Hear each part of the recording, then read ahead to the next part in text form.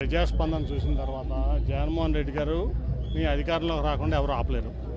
So ఎవరైనా కుట్రలు చేసినా ఇవాళ జగన్మోహన్ రెడ్డి గారు ఇంతకంటే ముందు కంటే కూడా ఎక్కువ సీట్లతో మళ్ళీ ప్రభుత్వాన్ని ఫామ్ చేయబోతున్నారు.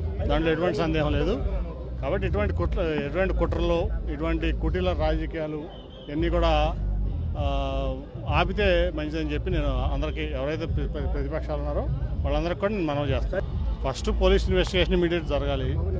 అది ఎందుకంటే నాకు ఫస్ట్ ఒక టప్ అని సౌండ్ వినపడింది. నేను అక్కడ ఉన్నా 40 సెకండ్ తర్వాత సీఎం గారు చేయి పెట్టుకుని కిందకు తోలడం చూశాను.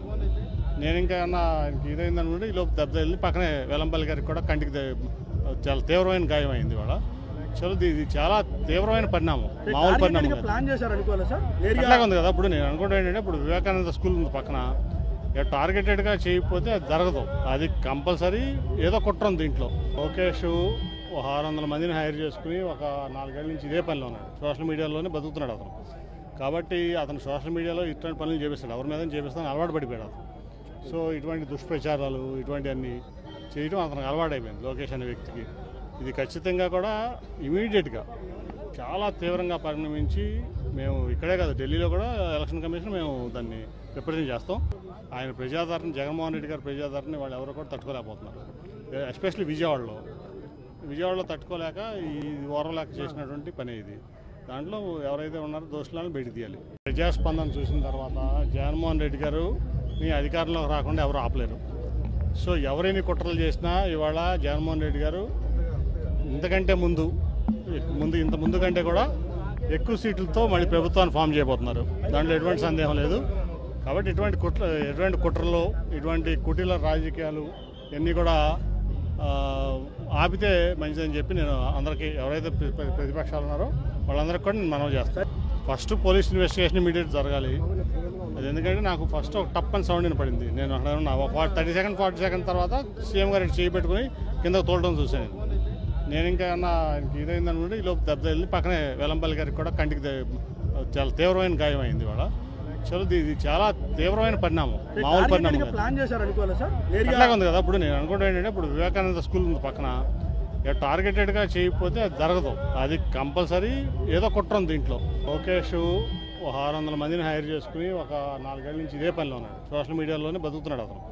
కాబట్టి అతను సోషల్ మీడియాలో ఇటువంటి పనులు చేపిస్తాడు, ఎవరి మీద చేపిస్తాను అలవాటు పడిపోయాడు అతను. సో ఇటువంటి దుష్ప్రచారాలు ఇటువంటివన్నీ చేయడం అతనికి అలవాటు అయిపోయింది లోకేష్ అనే వ్యక్తికి.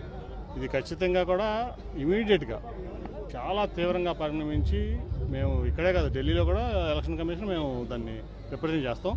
ఆయన ప్రజాదరణ, జగన్మోహన్ రెడ్డి గారి ప్రజాదరణ వాళ్ళు ఎవరు కూడా తట్టుకోలేకపోతున్నారు.